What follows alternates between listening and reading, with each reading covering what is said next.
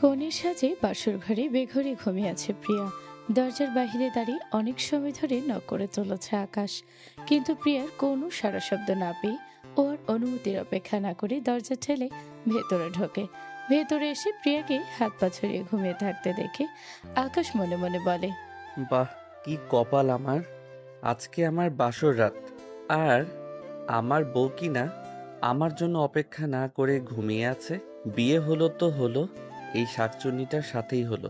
একে তো সরুর বাড়ির মেয়ে, তার উপরে 2 বছরের সিনিয়র। এখন সব সময় ওর কথা শুনে চলতে হবে আমায়। মন চাচ্ছে ঘুমের ভিতরেই গলা টিপে দেই। এতদিন কত স্বপ্ন দেখেছি, বাসর ঘরে ঢুকে দেখব আমার বউ ঘোমটা দিয়ে বসে আছে।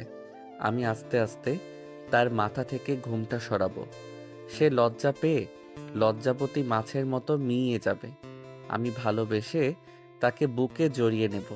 আর তারপর তারপর আর তারপর মোরগের ডাকে আপনার ঘুমটা, স্বপ্নটা ভেঙে যাবে।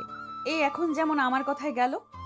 আপনি জেগে আছেন, আর জেগে জেগে আমার পার্সোনাল কথা শুনছেন। কি করব বলুন, শত্রুর বাড়িতে তো আর নিশ্চিন্তে ঘুমানো যায় না। কখন কোন দিক থেকে হামলা হয় বলা তো যায় না, তাই না? আর পার্সোনাল কথা যদি এমন মাইকের সাউন্ডের মতো জোরে জোরে বলেন তাহলে তো কানে আসবেই। আমার তো আর খেয়ে বসে কাজ নেই আপনার পার্সোনাল কথা লুকিয়ে শুনতে যাব। এই শুনুন, ঘুমন্ত নিরস্ত্র শত্রুর উপর আক্রমণ করার মতো কাপুরুষ না আমরা নই। আমরা সমানে সমানে লড়াই করি। আপনি হলেন মেয়ে মানুষ, আপনার সাথে আর কি লড়ব? আপনাকে আক্রমণ করার কোনো ইচ্ছা আমার নেই। ওইসব ছুঁচো মেরে হাত গন্ধ করা আমাদের ঠিক পোষায় না। আকাশের কথা শুনে টিয়া রেগে যায়। ওকে কিনা ছুঁচো বলে। ও রেগে এক প্রকার লাফ দিয়ে ঘাট থেকে নেমে আসে। নিচে নেমে ও আকাশের শেরওয়ানি কলার চেপে ধরে। তারপর রাগে চোখে ওর দিকে তাকিয়ে বলে, এই কি বললেন আপনি? আমি ছোচো? আমি মেয়ে, তার মানে আমি দুর্বল, তাই তো? অবশ্যই, তা আবার বলতে। কথাটা বলে আকাশ মিটমিট করে হাসতে থাকে। ওর হাসি দেখে প্রিয়ার গা চলে যায়। ও আকাশের মিডিল স্টাম্প বরাবর একটা লাথি মারে। এহেন আক্রমণের জন্য আকাশ একদমই প্রস্তুত ছিল না। ও চোখ বড় বড় করে প্রিয়ার দিকে তাকিয়ে নিচে বসে পড়ে। ব্যথার অবস্থা খারাপ হয়ে যায়। আকাশের অবস্থা দেখে প্রিয়া জোরে হেসে দেয় আর বলে, ডোন্ট জাজ আ বুক বাই ইটস কভার। শত্রু মেয়ে হোক বা ছেলে, তাকে কখনো দুর্বল ভাবা উচিত নয়, বুঝলেন মিস্টার? এক কিকেই তো আপনার অবস্থা বেহাল হয়ে গেছে। আবার এসেছে আমাকে ছোচো বলতে। না না, শাকচুন্নি না, আমার ভুল হয়েছিল বুঝতে। এ পুরো একটা ডাইনি। শালার ডাইনি আমার জায়গা মতো কিক মেরে দিল। যদি আমার মেশিনের কিছু হয় তাহলে আমার ফিউচার ওয়াইফের কি হবে? আপনাকে আমি ছাড়বো না, দেখে নেব আপনাকে। হ্যাঁ হ্যাঁ, দেখুন না, ভালো করে দেখুন। আমি আপনার সামনেই দাঁড়িয়ে আছি। আর হ্যাঁ, আরেকটা কথা, আপনার ফিউচার ওয়াইফ আর আসবে না, কেন? কারণ আপনি ম্যারিড। আমি আপনার ওয়াইফ। হ্যাঁ, তো তাতে কি হয়েছে? আপনার সাথে আমি সংসার করব নাকি? এমন ডাইনির সাথে সংসার করা যায় নাকি? আমি অন্য কাউকে বিয়ে করে তার সাথে সংসার করব, আর আপনাকে ডিভোর্স দেব। সে আপনি দিতেই পারেন আমাকে ডিভোর্স, তাতে আমার কোনো সমস্যা নেই। তবে যতদিন আমি আপনার বউ হয়ে আছি ততদিনে যদি আর কারোর সাথে ইন্টু পিন্টু করার চিন্তা মাথায় আনেন, তাহলে আপনার মাথা ফাটিয়ে দেব আমি একদম। এইসব পরকিয়া ফরকিয়া কিন্তু আমি খুব ঘৃণা করি। এইসবের চিন্তা ভাবনা করলে আজকে তো শুধু মেশিনে কিক মেরেছি, এরপর একদম মেশিনটাই কেটে দেব। তুমি যেমন মেয়ে, এমন কাজ তুমি করতেই পারো। তোমাকে আমি বিশ্বাস করি না। আর শোনো, এসব পরকীয়া না কাপুরুষেরা করে। আমি হলাম সুপুরুষ। আমি করলে একেবারে তোমাকে ডিভোর্স দিয়ে তারপর বিয়েই করব। তাই নিশ্চিন্তে থাকতে পারো। আপনার ফ্যামিলিকে আমার চেনা আছে। শত্রুতে আর শুধু শুধু সৃষ্টি হয়নি। 25 বছর আগে যেটা হয়েছে, তারপর আবার আপনাদের বিশ্বাস করতে বলেন কোন মুখে? যাই হোক, আমার ঘুম পাচ্ছে, আমি ঘুমাচ্ছি। আপনার মন চাইলে ঘুমান, নয়তো বসে বসে মশা মারুন। প্রিয়ার কথায় আকাশের রাগ হতে থাকে। এমনিতেই ওর কিকের জন্য আকাশের মিডিল স্টাম্পে প্রচুর ব্যথা হচ্ছে। প্রিয় কথাগুলো বলি আর সময় নষ্ট না করি শুয়ে পড়ে। শোর কিছু সময়ের ভেতরেই ও ঘুমিয়ে পড়ে। ওকে শান্তিতে ঘুমাতে দেখে আকাশ মনে মনে বলে, আমাকে ব্যথা দিয়ে নিশ্চিন্তে ঘুমাচ্ছ তাই না? তোমার এই আরামের ঘুম আমি কিভাবে হারাম করি সেটা দেখবে এবার। আকাশ উঠে গিয়ে প্রিয়ার পাশে দাঁড়ায়, তারপর আস্তে আস্তে প্রিয়ার মাথা থেকে কাপড় সরিয়ে প্রিয়ার পেটে নিজের একটা আঙুল বোলাতে থাকে। ঘুমের ভেতরে নিজের পেটে কারো স্পর্শ পেয়ে প্রিয়া নড়ে চড়ে ওঠে। তারপর হুট করেই ওর ঘুম ভেঙে যায়। ঘুম ভাঙলে ও দেখে আকাশ ওর পেটে নিজের আঙুল ঘোরাচ্ছে আর শয়তানি হাসি দিচ্ছে। আকাশকে এমন করতে দেখে প্রিয়া একটু ভয় পেয়ে যায়। মনে মনে ভয় পেলেও ও সেটা প্রকাশ করে না।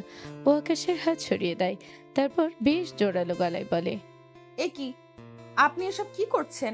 আকাশ বুঝতে পারে প্রিয়া একটু ভয় পেয়েছে। প্রিয়াকে আরো ভয় দেখানোর জন্য বলে, কি আবার করব, আজকে যেটা করা উচিত সেটাই করছি। আজকে আমাদের বাসর রাত, আর তুমি এখন আমার বউ, তাই আমি আমার বউয়ের সাথে বাসর করছি। তুমিই তো বললে যতদিন আমাদের ডিভোর্স না হচ্ছে তুমি আমার বউ, আর আজকে তো নতুন বিয়ে হলো আমাদের। এখন আমি তো আমার বউয়ের সাথে বাসর করবই। আকাশের কথা শুনে প্রিয়া অনেক ভয় পেতে থাকে। ওকে ভয় পেতে দেখে আকাশ মুখ ঘুরিয়ে নিয়ে ঠোঁট টিপে হাসতে থাকে। প্রিয়া ড্রেসিং টেবিলের আয়নায় দেখতে পায় আকাশ ঠোঁট টিপে হাসছে। ও বুঝতে পারে আকাশ এত সময় ধরে অভিনয় করছে শুধু ওকে ভয় দেখানোর জন্য। ও এবার মনে মনে ঠিক করে নেয় আকাশকেও টাইট দেবে। তাই ভয় পাওয়া বাদে ও আকাশের কাছে চলে যায়, একদম সামনে গিয়ে বলে, ওহো, এই ব্যাপার। তো সেটা তুমি আমায় আগে বলবে না? বাসর করতে চাও, সেটা আগে বললে কি আমি আর ঘুমিয়ে পড়তাম? আমি আরো ভাবলাম পারিবারিক শত্রুতার জন্য তুমি আমাদের পার্সোনাল লাইফেও শত্রুতাটা বজায় রাখবে। তুমি যদি বাসর করতে চাও আমার কোনো প্রবলেম নেই, আমি আরো খুশি হব ব্যাপারটায়। প্রিয়ার মুখে এমন কথা শুনে আকাশ ঘাবড়ে যায়।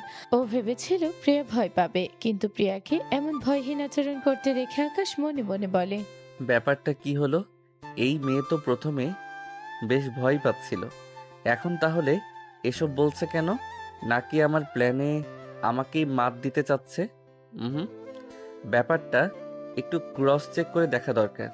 দেখেছো, আমিও তোমার মতো ভেবেছিলাম শত্রুতার জন্য তুমি হয়তো বাসরের জন্য রাজি হবে না, তাই তো লুকিয়ে সবটা করতে চাইছিলাম। তোমার যেহেতু কোনো সমস্যা নেই, তাহলে এসো, আমাকে একটা লিপ কিস দাও। আকাশের কথা শুনে এবার প্রিয়া ভয় পেয়ে যায়। ও মনে মনে ভাবে, ও আবার উল্টো সুরে গান গাইছে কেন? নাকি ক্রস চেক করছে? চান্দু, তুমি তো আমাকে ঘোল খাওয়াতে পারবে না। তুমি যদি চলো ডালে ডালে, তো আমিও চলি পাতায় পাতায়। চৌধুরী বংশের রক্ত আছে আমার শরীরে। দাঁড়াও, তোমাকে মজা দেখাচ্ছি। কথাটা মনে মনে বলে প্রিয়া। তারপর আকাশের উদ্দেশ্যে বলে, আমার প্রাণপ্রিয় স্বামী আমার কাছে একটা কিস দাবি করেছে, আর আমি দেব না তা কি হয়? দাঁড়াও, দিচ্ছি। কথাটা বলে প্রিয়া ধীরে ধীরে এগিয়ে যেতে থাকে আকাশের দিকে। প্রিয়াকে নিজের দিকে এগিয়ে আসতে দেখে আকাশ ভয় পেয়ে যায়। ও শুকনো ঢোক গেলে আকাশের চোখে মুখে ভয়ের ছাপ স্পষ্ট দেখা যায়। আকাশকে ভয় পেতে দেখে প্রিয়া খুশি হয়। ও মনে মনে হাসতে থাকে। আকাশকে আরো ভয় দেখাতে প্রিয়া হাসি হাসি মুখ করে চোখ বন্ধ করে নিজের ঠোঁট আকাশের ঠোঁটের দিকে এগিয়ে নিয়ে যেতে থাকে। সেটা দেখে আকাশ ভয়ে এক লাফে খাটে বসা থেকে উঠে দাঁড়িয়ে যায় আর বলে, কি করছোটা কি? কেন, তুমি যেটা করতে বললে সেটাই তো করছি। কিস করছি তোমায়। আমি বললেই কি করতে হবে নাকি? তোমার কি লজ্জা নেই নাকি? একটা ছেলে তোমাকে কিস দিতে বলল আর তুমি দিতে চলে আসছো। ও মা, লজ্জা কেন পাবো? আমি তো বাইরের কাউকে কিস দিচ্ছি না, নিজের বরকে কিস দিচ্ছি। এতে লজ্জা পাওয়ার কি আছে শুনি? এই, আমরা না একে অপরের শত্রু? তুমি তো ভারী বেইমান, নিজের পরিবারের সাথে বেইমানি করছো। বিয়ে হয়ে পারলো না, এখনই তাদের পর বানিয়ে নিজের শত্রুকে কিস করতে চলে আসছো। আমি বেইমান হলে তুমি কি? হ্যাঁ, তুমি তো আমায় বললে তোমাকে কিস করতে। তুমি নিজেই তো প্রথমে আমার কাছে এসেছো, আমাকে ছুঁয়েছো। তাহলে বেইমানি তো প্রথমে তুমিই করেছো। আমি তোমার সাথে পীড়িত করার জন্য এসব করিনি, বুঝলে? আমি এটা করেছি তোমাকে জ্বালাতে, তোমাকে ভয় দেখানোর জন্য। এক্স্যাক্টলি, আমিও এটাই করেছি তোমাকে ভয় দেখাতে। তুমি ভাবলে কিভাবে আমি তোমাকে কিস করব? আমি জানতাম তুমি নাটক করছো, তাই আমিও একটু নাটক করলাম। তুমি যদি চলো ডালে ডালে, আমি চলি পাতায় পাতায়। ভুলে যেও না আমি চৌধুরী বাড়ির মেয়ে। আমাকে মাত দেওয়া এত সোজা না। Checkmate dare. এবার আমি ঘুমাবো। রাতে যদি আবারও আমাকে জ্বালাতন করো, তাহলে এবার তোমার মিডল স্ট্যাম্প উড়িয়ে দেবো একদম। এবার ঘুমাও, যাও, গুড নাইট। পরপর দুইবার প্রিয়ার কাছে শায়েস্তা হয়ে আকাশের নিজের উপরে রাগ হতে থাকে ও নিজের গালে নিজেই একটা চড় মারে। তারপর প্রিয়ার পাশে গিয়ে অন্য পাশে ফিরে শুয়ে বলে, কাজটা কিন্তু ঠিক হলো না। আমার মেয়েটা ওই বাড়িতে একা কি করছে কে জানে। ওই শয়তানগুলো আমার মেয়েটার না কোনো ক্ষতি করে দেয়। এটা ছাড়া আর কোনো উপায়ও তো ছিল না। নিজেদের পরিবারের সম্মান বাঁচাতে মেয়েটাকে ওই খান বাড়ির ছেলের সাথে বিয়ে দিতে হলো। আমার নাতনিটাকে ওরা কিভাবে রেখেছে কে জানে। ওদের কাছে আমাদের পরিবারের কোনো মেয়েই নিরাপদ না। 25 বছর আগে আমার মেয়েটার সাথে যেটা হয়েছিল সেটা আমার নাতনির সাথে হোক তা আমি চাই না। ইতিহাস যেন পুনরাবৃত্তি না হয়। তার আগেই আমার নাতনিকে ফিরিয়ে নিয়ে এসো, ওকে এ বাড়িতে নিয়ে এসো। হ্যাঁ মা, একদম ঠিকই বলছে ভাইয়া। আপনি উকিলের সাথে কথা বলুন। যেভাবে হোক আমাদের বাড়ির মেয়েকে ফিরিয়ে আনতে হবে। ওদের বাড়িতে আমাদের মেয়েকে বেশি দিন রাখা যাবে না। যত দ্রুত সম্ভব ওদের ডিভোর্স করিয়ে দিতে হবে। প্রিয়ার বাবা কাকা আর দাদি ছাড়া ওদের ফ্যামিলিতে আর কেউ নেই। ওনারা তিনজন চাচ্ছে খুব তাড়াতাড়ি প্রিয়াকে আকাশের সাথে ডিভোর্স করিয়ে বাড়িতে ফিরিয়ে আনতে। প্রিয়া এ বাড়ির একমাত্র সন্তান। ওর আর কোনো ভাই বোন নেই। ওর জন্মের সময় ওর মা মারা যায়, আর ওর কাকি বিয়ের 2 মাস পরে তার প্রেমিকের হাত ধরে পালিয়ে যায়। তাই ওর কাকা আর পরে বিয়ে করেনি। ওর কাকির দেহ ধোকা পেয়ে ওর কাকা তারপরে আর কাউকে বিশ্বাস করে উঠতে পারে না। এ বাড়িতে সন্তান বলতে একমাত্র প্রিয়াই, তাই ও সবার খুবই আদরের। ওর বাবা কাকা আর দাদির চোখের মনিও। ওনারা সবাই ওকে একদম নিজেদের জানের চেয়েও বেশি ভালোবাসে। সকালে প্রিয়া ঘুম থেকে উঠে ফ্রেশ হতে চলে যায়। ঘুম ঘুম চোখে কোনোরকম ব্রাশ করে বাথরুমে রাখা তোয়ালে দিয়ে মুখ মুছে ঘরে আসে। ওকে দেখে আকাশ মিটিমিটি হাসতে থাকে। আকাশকে হাসতে দেখে প্রিয়ার কিছুটা খটকা লাগে, তাও ও সেটাকে তেমন একটা পাত্তা দেয় না। ওদের রুমে বাড়ির কাজের লোক আসে। সে প্রিয়াকে দেখে চিৎকার করে ওঠে আর বলে, ভূত ভূত, ও মা গো, আমারে বাঁচাও, কি কোথায় আসো, আমারে বাঁচাও, ভূত আমারে মেরেই ফেলবে। এই আপনি এসব কি বলছেন? কে ভূত? কিসের ভূত? হ্যাঁ, আপনার সামনে আমি জ্যান্ত একটা মানুষ দাঁড়িয়ে আছি আর আপনি আমায় ভূত বলছেন? আশ্চর্য। প্রিয়ার কথা শুনে আকাশ বিছানা থেকে উঠে এসে ওরার কাজের লোকের সামনে দাঁড়ায়। তারপর বলে, আপনি তো অনেক বড় ভুল করে ফেলেছেন। আপনি ওকে ভূত কেন বললেন? আপনার তোকে শাকচুন্নি ডাইনি বলা উচিত ছিল। এর থেকেও ভয়ানক কিছু থাকলে সেটা ডাকা উচিত ছিল। অনেক বড় মিস্টেক করে ফেললেন আপনি। এই কি বললে তুমি? আমি শাকচুন্নি? আমি ডাইনি? আমাকে দেখে কি ওইসব মনে হয় নাকি? শুধু মনে হবে কি, তোমার কাজকামও ওইসবের মতো। এবার কিন্তু বাড়াবাড়ি হচ্ছে। হ্যাঁ, কালকে তুমি বললে আজকে তোমার বাড়িতে কাজের লোক বলছে। তোমরা এভাবে একটা মেয়েকে অপমান করছো, লজ্জা লাগে না? লজ্জা কেন লাগবে? যেটা সত্যি সেটাই তো বলছে ও।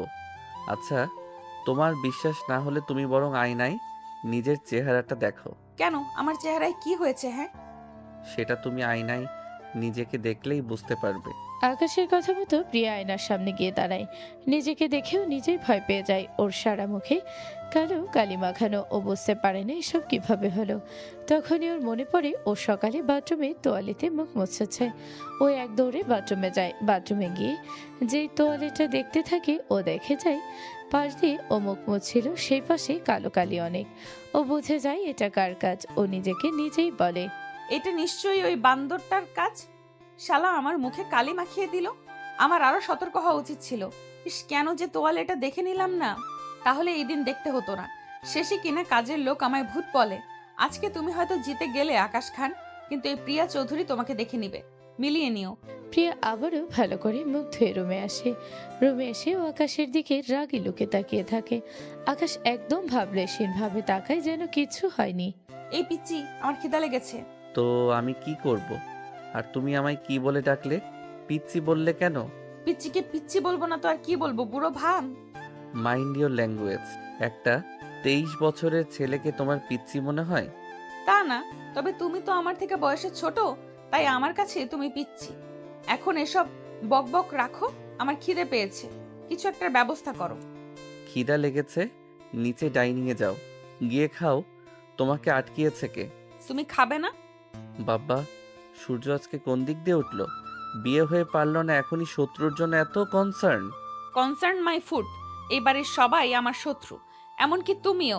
তোমার সাথে তো তাও কিছুটা সময় থেকেছি, অন্যদের সাথে তো থাকিনি। তাই সবার সামনে যেতে কেমন একটা ওয়ার্ড লাগছে। ভয় লাগছে নাকি? ভয়, তাও এই প্রিয়া চৌধুরী, এসব ভয় ফয় আমার ডিকশনারিতে নেই। তাহলে যাও নিচে। হ্যাঁ, যাচ্ছি। কথাটা বলে প্রিয়া নিচে চলে যায়। ও আজকে একটা টপস জিন্স আর একটা ওড়না পরেছে। সিঁড়ি দিয়ে নামার সময় ওকে দেখে আকাশের মা আর কাকি বলা বলি করে। দেখো দেখো ভাবি, তোমার ছেলের বউয়ের কাণ্ড দেখো, কী সব জিন্স প্যান্ট পরেছে। বাড়ির বউ কোথায় শাড়ি পরবে তা না, ছি ছি ছি, এসব পরে নাকি শ্বশুর কাকা শ্বশুরের সামনে যাবে? লাজ লজ্জা বলতে কিছুই নেই। হ্যাঁ, সেটাই দেখছি। অবশ্য যে বাড়ির মেয়ে, তাতে এর থেকে আর কি বা ভালো শিক্ষা পাবে? এটুকু যে পড়েছে এই তো কপাল। ও বাড়ির মেয়েদের যা সুনাম, ওর ফুফু একটা দিল গলায় দড়ি, কাকি গেল এক ছেলের সাথে পালিয়ে। সে বাড়ির মেয়ে আর কি বা ভালো হবে? আমার ছেলেটার কপাল পুড়েছে, বুঝলি?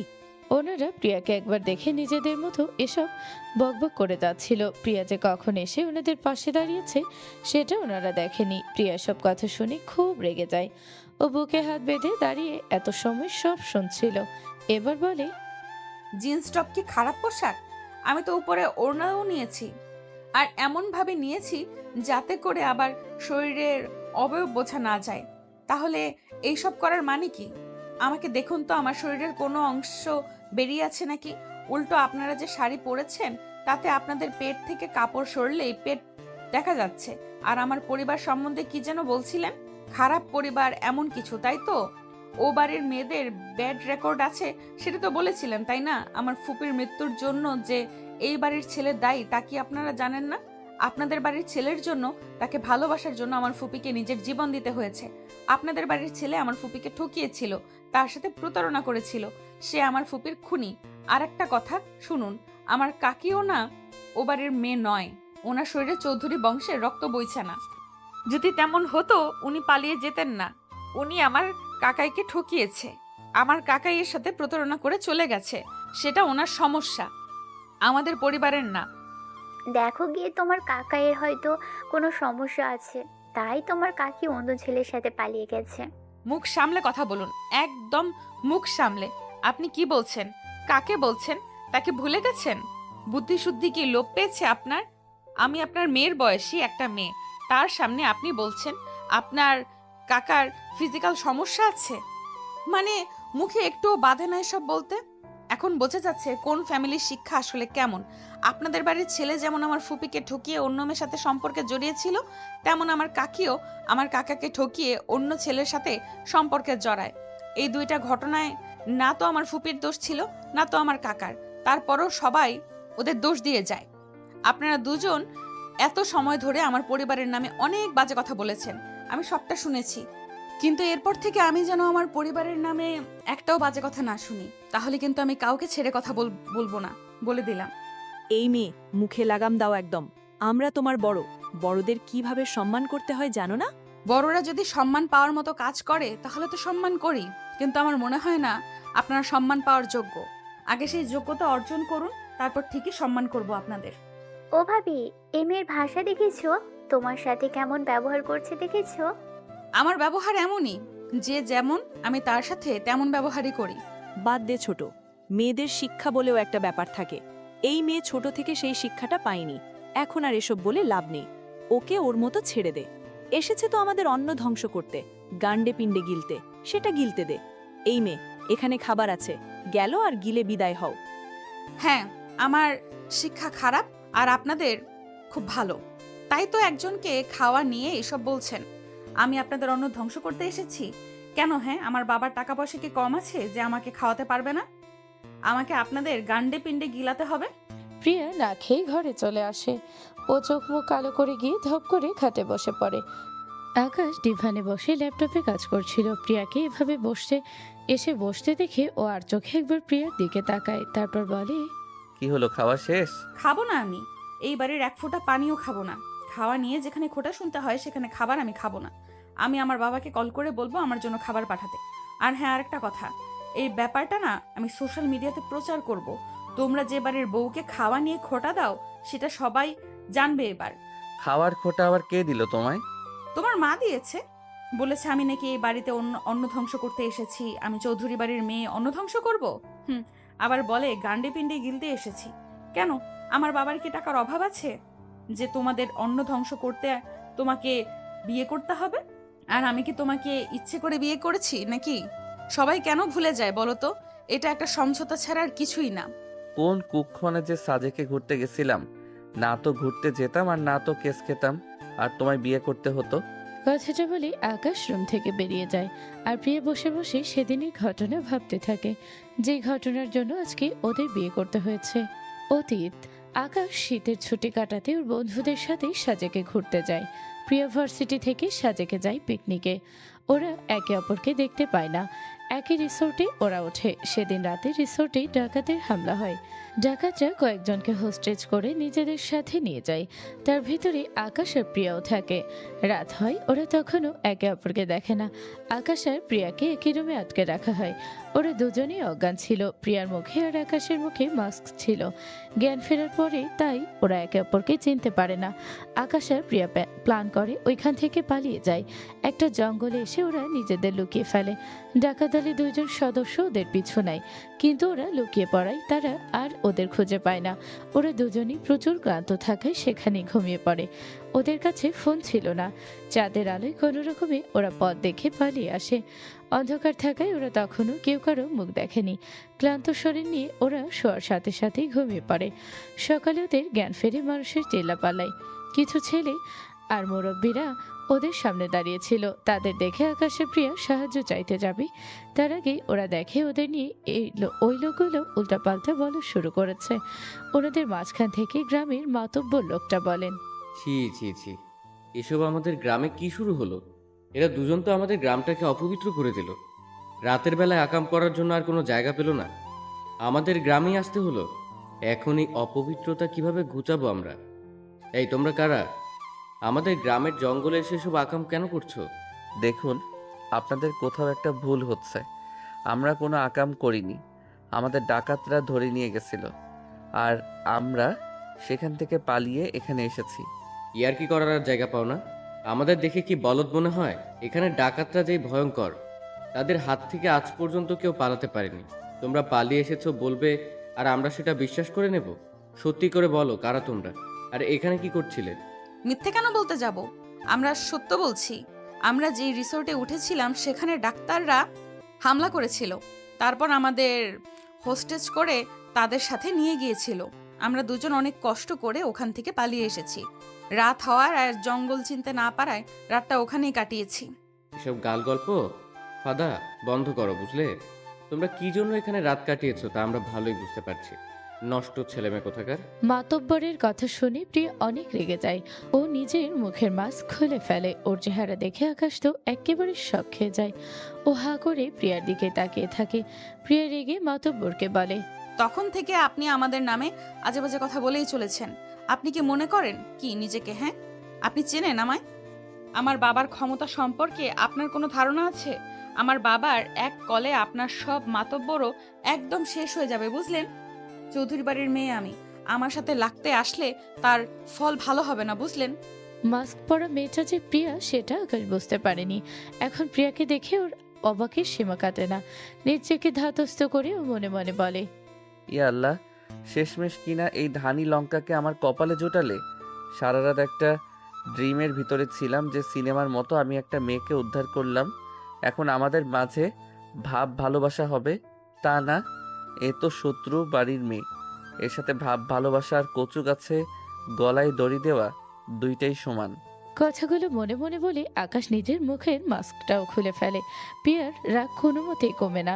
ও মাতব্বরকে আবারও বলে, আমাকে দেখে কি ওইসব মেয়ে মনে হয় যে জঙ্গলে আকাম কোকাম করে বেড়াবো? ওইসব করার হলে টাকা দিয়ে 5 স্টার হোটেলে রুম বুক করে করব, বুঝলেন? এই আপনি চুপ করে আছেন কেন? আপনি কিছু বলুন। কথাটা বলে প্রিয়া আকাশের দিকে তাকায়। আকাশকে দেখেও নিজেও একটা বড় সড়ো শখ খায়। আপনি? আমারও তো একই প্রশ্ন। আপনি আমার সাথে মানে কিভাবে কি? আল্লাহ একটা বিপদ নিয়ে পারি না আরেকটা বিপদকে আমার ঘাড়ে জুটিয়ে দিয়েছে। এই, আপনার সাহস তো কম না, আমাকে আপদ বলেন। আপনি যদি চৌধুরী বাড়ির মেয়ে হন তো আমিও খান বাড়ির ছেলে, বুঝলেন? আমাকে এত মেনতা ভাববেন না। সে আপনি মেনতা না বদলান তা তো বোঝাই যাচ্ছে। এত সময় ধরে ওই লোকটা যে আজে বাজে কথা বলছে, তখন তো মেনতাই করছিলেন। পারেন শুধু বিলালের মতো মিউ মিউ করতে, ভেজা বেড়াল কোথাকার। তো কি? প্রথমে আপনার মতো বড়দের সাথে বেয়াদবি করব নাকি? ধানি লঙ্কা কোথাকার। আপনি কিন্তু এই চুপ! সে কখন থেকে দেখছি দুইজনে ঝগড়া করেই যাচ্ছ। এখানে তোমাদের ঝগড়া দেখার জন্য দর্শক হয়ে আসিনি আমরা। আকাশ আর প্রিয়ার ঝগড়া দেখে ওখানে সবাই বিরক্ত হয়ে যায়। মাতব্বর ওদের ঝাড়ি মেরে থামিয়ে দেয়। এবারে প্রিয়াও কিছুটা ভয় পেয়ে চুপ হয়ে যায়। মাতব্বর বলে, যেহেতু তোমরা দুইজন আমাদের গ্রামের জঙ্গলে আকাম করে আমাদের জঙ্গলটাকে অপবিত্র করেছো, তাই তোমাদেরকে শাস্তি পেতে হবে। গায়ের জোরের কথা নাকি? আমরা কিছু করিনি, তাই আমাদের যেতে দিন। সরি, আমাকে যেতে দিন। ওকে চাইলে আপনারা আটকে রাখতে পারেন। অমনি আমাকে ফাঁসানোর চেষ্টা, তাই না? আপনারা আমার কথা শুনুন, আমি কিছু করিনি। আমাকে যেতে দিন, আর ওই ধানি লঙ্কাকে আটকে রাখুন। এই কে ধানি লঙ্কা? হ্যাঁ, আমি ধানি লঙ্কা হলে আপনি একটা। চুপ! একদম চুপ! অতিরিক্ত করছো তোমরা। এবার তোমরা না থামলে আমাকে কঠোর হতে হবে, আর শাস্তি তোমাদের পেতেই হবে। কে শাস্তি দেবে আমাদের? আপনি? আমি এখন এখান থেকে চলে যাব, পারলে আমাকে আটকান। কথাটা বলে প্রিয়া চলে যাওয়ার জন্য পা বাড়ায়। তখনই মাতব্বর সহ বাকি কয়েকজন মজার পিছনে লুকিয়ে রাখা ছুরি কাঁচি বের করে। সেটা দেখে আকাশের প্রিয়া ভয় পেয়ে যায়। প্রিয়া আকাশের পিছনে গিয়ে লুকায়। ভয়ে ভয়ে আকাশের পিছন থেকে মুখ বের করে বলে, এসব কি? আপনারাও কি ডাকাত নাকি? আমাদের মেরে ফেলবেন নাকি? এসব সরান আর আমাকে যেতে দিন। দেখুন, আপনারা যত টাকা চান আমি দেব, তাও প্লিজ আমাকে যেতে দিন। আমার মতো কিউটি পিউটি একটা মেয়েকে মারতে আপনাদের কি একটুও মায়া লাগবে না? বলুন, আপনাদের যদি মরার হয় তো একে মারুন না। আমি পুলিশে ঝামেলা হ্যান্ডেল করে নিব, তাও প্লিজ আমাকে যেতে দিন। এক পা কবরে চলে গেছে, একটু পরে হয়তো মরে যাবে, তাও মনের শয়তানি গেল না। এই বেঈমান, তুমি বের হও আমার পিছন থেকে। আমার পিছনে লুকিয়ে আমাকেই মারতে বলো, আবার বলো পুলিশি ঝামেলা তুমি সামলে নেবে। বের হও আমার পিছন থেকে। কথায় আছে না, হাতি কাদায় পড়লে পিঁপড়াও লাথি মারে? আমার অবস্থা হয়েছে তেমন। একটু ভয় পেয়ে না হয় তোমার পিছু পিছু লুকিয়েছি, তার জন্য আমাকে এভাবে তাড়িয়ে দিচ্ছেন? আরে সিচুয়েশন যেমনই হোক, একটু পরে মরি ছাই বাঁচি, তাও তো নিজেদের শত্রুর কথা ভুলতে পারি না, তাই না? মৃত্যু পর্যন্ত এই শত্রুতা চলবে। আকাশের প্রিয়ার ঝগড়া দেখে সবাই একে অপরের মুখ চাচাই করতে থাকে। মাতব্বর এবার আরো রেগে যান। রেগে গিয়ে বলে, এই তোমরা দুজন চুপ করো তো। আর একটা কথা বললে তোদের একদম এই দা দিয়ে কোপ দেব। না না, এরাই তা চুপ হবে না। এই হালিম, ওদের দুজনের হাত পা মুখ বাঁধত, বিশেষ করে মুখ বাঁধ, শক্ত করে বাঁধিস। জি উস্তাদ। মাতব্বরের কথা মতো হালিম ওদের দুজনের মুখ বেঁধে দেয়, সাথে হাতও বেঁধে দেয়। তারপর ওদেরকে জোর করে নিজেদের গ্রামে নিয়ে যায়। সেখানে নিয়ে ওদেরকে জোর করে বিয়ে দিয়ে দেওয়া হয়। আর সবটা ভিডিও করে ওখানের কম বয়সী একটা ছেলে, সে ভিডিওটা করে ফেসবুকে পোস্ট করে দেয়। আর ক্যাপশনে লিখে দেয়, জঙ্গলে আকাম করতে এসে বড় লোকের ছেলে মেয়ে কট, গ্রামের লোকজন দিলে জোর করে বিয়ে। পুরোটা দেখুন এই ভিডিওতে। ছেলেটা একজন কন্টেন্ট ক্রিয়েটর হওয়ায় ভিডিওটা রাতারাতি ভাইরাল হয়ে যায়। তাছাড়া আকাশ আর প্রিয়ার পরিবারেরও বেশ নামডাক থাকায় সবাই কম বেশি ওদের চেনে। ভিডিওতে ওদেরকে দেখে সবাই আরও বেশি বেশি ভিডিওটা শেয়ার করে দেয়। খুব দ্রুত ভিডিওটা ভাইরাল হয়ে যায়। আকাশের পরিবার, প্রিয়ার পরিবার সবাই ভিডিওটা দেখে। রিসোর্টে ডাকাতি হয়। আকাশ আর প্রিয়ার হওয়ার খবরে ওনারা রিসোর্টে এসে ওদের খুঁজছিল। তার ভিতরে এমন একটা ভিডিও দেখে ওনারা অবাক হয়ে যায়। এত বছরের শত্রুতা থাকলেও এখন দুই পরিবারের সম্মান বাঁচাতে ওনারা একসাথে বসে কথা বলেন। দুই পরিবার মিলে সিদ্ধান্ত নেন ওনারা সোশ্যাল মিডিয়াতে প্রচার করবেন। আকাশ আর প্রিয়ার বিয়ে ঠিক হয়েছিল, ঘরোয়াভাবে ওদের কাবিন হয়ে গেছে। কিছুদিন পরেই ওদের বিয়ের অনুষ্ঠান করা হতো এবং অফিসিয়ালি ব্যাপারটা সবাইকে জানানো হতো। কিন্তু এই ঘটনার জন্য আজকে জানানো হলো। ওর আগে থেকেই বিবাহিত, শীতের ছুটি কাটাতে সাজেকে এসেছিল, আর তারপর ডাকাতের হাতে পড়ে। সেখান থেকে পালিয়ে ওই জঙ্গলে যায়। আর গ্রামের মানুষ ওদের ভুল বোঝে। নিজেদের প্ল্যান মতো ওনারা নিজেদের পেজ থেকে এমন একটা ভিডিও পোস্ট করেন। এই ভিডিওটাও রাতারাতি ভাইরাল হয়। আকাশের প্রিয়া রিসোর্টে ফিরে আসলে ওনারা ওদেরকে নিয়ে বাড়িতে ফিরে আসেন আর নিজেদের ইমেজ ঠিক রাখতে বড় করে আকাশ আর প্রিয়ার বিয়ের অনুষ্ঠান করেন, যাতে সবাই ভাবে ওনাদের করা ভিডিওতে ওনারা সত্যি বলেছেন। খাবারটা খেয়ে নাও। এত সময় প্রিয়া ওনার আকাশের বিয়ের সময়ের কথাগুলো চিন্তা করছিল। আকাশের কথাই ওর ভাবনায় ঘোর কাটে। ও দেখে আকাশ খাবারের প্লেট হাতে ওর সামনে দাঁড়িয়ে আছে। সেটা দেখেও বলে, খেয়ে নেব মানে? এই প্লেটে খাবার নিয়ে এসেছি, খেয়ে নাও। তুমি খাবার কেন এনেছো? তুমি খাবে তাই। দরদ একেবারে উতলে উঠছে। এই শোনো, দরদ টরদ কিছু না, আমি এমনি খাবার এনেছি তোমার জন্য। তুমি নিজে থেকে খাবে না, তারপরে সোশ্যাল মিডিয়ায় পোস্ট করবে আমরা তোমায় খেতে দেই না, আর আমাদের ইমেজ নষ্ট হবে, তাই না? জি না চান্দু, সেটা তো হবে না। তুমি এখনই এই খাবার খাবে।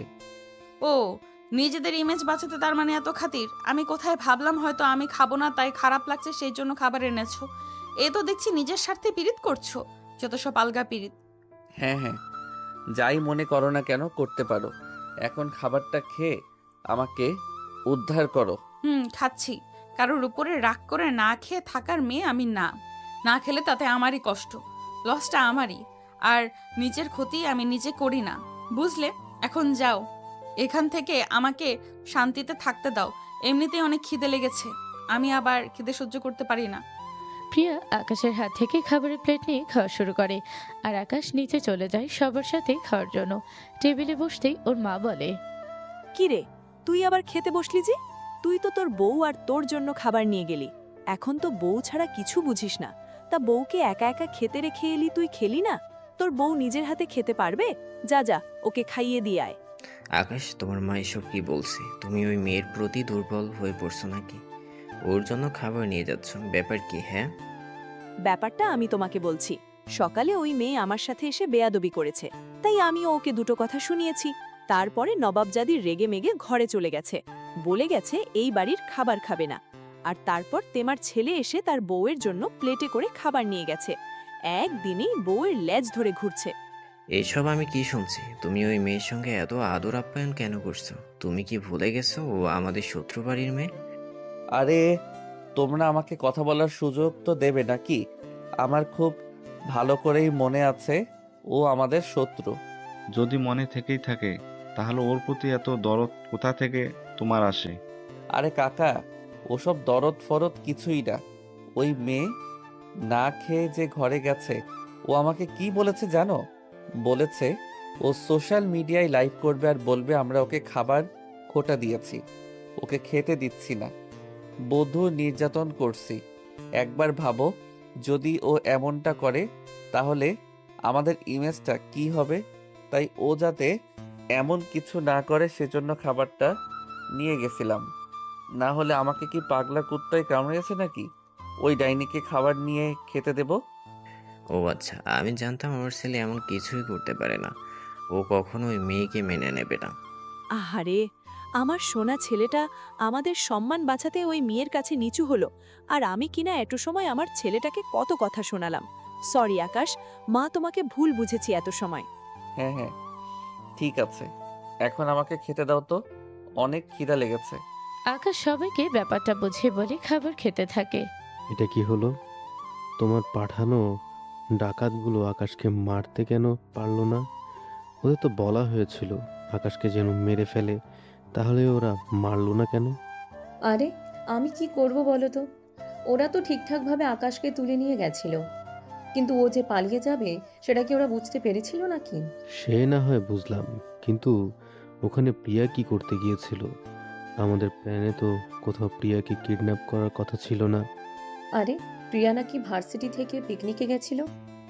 আমি তো জানতাম না ও ওখানে যাবে। জানলে তো প্ল্যান ক্যান্সেল করতাম। ও ওখানে গেছে ঠিক আছে, কিন্তু তোমার হায়কার করা ডাকাতেরা ওকে কেন তুলে নিয়ে গেল? ওরা কি জানতো নাকি প্রিয়া আমার বোনের মেয়ে? ওদের তো বলা হয়েছিল আকাশকে যেন একা না তুলে নেয়, ওর সাথে যেন আরও কয়েকজনকে ধরে নিয়ে যায়, যাতে করে সবাই এটা ভাবে যে এটা একটা ডাকাতি। কেউ যেন না বুঝতে পারে এটা শুধুমাত্র আকাশকে খুন করার জন্য করা একটা প্ল্যান। ওরা তাই আকাশের সাথে আরও কয়েকজন ছেলে মেয়েকে তুলে নিয়ে যায়, কিন্তু দুর্ভাগ্যজনকভাবে তাদের ভিতরে প্রিয়াও ছিল। আর তারপরে কাহিনী তো তুমি জানোই। হ্যাঁ শুনেছি সবটা। কোথায় ডাকলাম আকাশকে মেরে ফেলবো, আমার ছেলে হবে এই বাড়ির ব্যবসার একমাত্র উত্তরাধিকার, তা না, ও বেঁচে গেল। ও মারা গেল। ওর মৃত্যুর জন্য খুব সহজে চৌধুরী পরিবারকে ফাঁসানো যেত। সবাই ভাবতো পুরনো ঝামেলার জের ধরে চৌধুরীরা আকাশকে মেরেছে, তাহলে ওদের পুরনো শত্রুতা আরও মাথাচাড়া দিয়ে উঠত। কিন্তু সেটা না হয়ে এখন দুই পরিবারের ছেলে মেয়ে বিয়ে হয়ে গেল, একবার ভাবা তো, যদি ওরা দুজন একই বিয়েতে মেনে নিত আর তারপর একে অপরকে ভালোবেসে ফেলে, তখন তো আর ওদের ডিভোর্স হবে না। ওদের ডিভোর্স না হলে আস্তে আস্তে দুই পরিবারও ওদের সম্পর্কটাকে মেনে নেবে। তখন তো দুই পরিবারের মাঝে সব কিছু ঠিক হয়ে যাবে। তাহলে তো আমাদের 25 বছর আগে করা সেই ষড়যন্ত্র, সেই খুনের আর কোনো ফায়দাই থাকলো না। হ্যাঁ, সেটাই। প্রিয়ার ফুপু আর ফুপা মানে আকাশের কাকার মৃত্যুর পিছনে যে আমরা দায়ী, সেটাও সামনে চলে আসতে পারে। তাই যেভাবে হয় ওদের সম্পর্কটাকে ভাঙতে হবে, ওদের ডিভোর্স করাতেই হবে। এত সময় আকাশের ফোপা আর প্রিয়ার খালা কথা বলছিল। ওনারা দুইজন শত্রু পরিবারে হলেও আসলে ওনাদের মাঝে একটা সম্পর্ক আছে। ওনারা দুইজন মিলে চৌধুরী আর খান পরিবারের বিরুদ্ধে ষড়যন্ত্র করে চলছে সেই 25 বছর আগে থেকে। হ্যালো প্রিয়া, কেমন আছো তুমি মামুনি? ওই শয়তানগুলোর ভিড়ে কিভাবে আছো? ওরা তোমাকে কোনো রকম ক্ষতি করার চেষ্টা করেনি তো? ধুর, তুমি যে কি বলো না, আমি একদম ফিট অ্যান্ড ফাইন আছি। এবারে সবার সাথে এখনো দেখা হয়নি। যাদের সাথে হয়েছে তারা একটু কেমন কেমন, তবে আমিও তাদের বুঝিয়ে দিয়েছি যে আমি চৌধুরী বাড়ির মেয়ে, আমার সাথে লাগতে আসলে আমি তাকে ছেড়ে দেই না। গুড জব প্রিন্সেস, ওদের একদম ছাড় দেবে না বুঝলে? ওরা আমাদের শত্রুপক্ষ। যাই হয়ে যাক, ওদের কোনোভাবে জিততে দেব না। ওরা যেন সব সময় আমাদের কাছে হেরেই থাকে, সেই খেয়াল রাখবে। আরে তুমি যে কি বলো না, তুমি কি তোমার মেয়েকে চেনো না নাকি? চাপ লেনে কা নেহি দেনে কা হ্যায়। ওদের এমন হাল করব না, চৌধুরীদের নাম শুনেও লেজ গুটিয়ে পালাবে। আচ্ছা ঠিক আছে, তুমি এখন ফ্রেশ হয়ে নাও, অনেক বেলা হয়েছে। আর সব সময় চোখ কান খোলা রাখবে, ভুলেও যেন ওদের কাছে ধরা দেবে না। সাবধানে থেকো মা। আমি একদম সাবধানেই আছি, ওরা আমার কিছুই করতে পারবে না, তুমি টেনশন নিও না তো। মিস ইউ বাবা। আমিও তোমাকে অনেক মিস করছি মা, কিন্তু কিছু করার নেই। কালকে বউ ভাত, এরপরেই তোমাকে আর আকাশকে এ বাড়িতে নিয়ে আসবো। এবার আসার পরে তুমি অনেক দিন থেকে যেও। আমি একা আসলে হয় না, আবার লেজে বাঁধিয়ে ওই হনুমানটাকে আনবো কি করতে? না হয় না মা, ওকে আনতে হবে। তোমাদের বউ ভাত, তারপর আমাদের বাসায় আসা সবটা মিডিয়ায় প্রচার হবে। এখন তোমাদের একটু নাটক করতে হবে।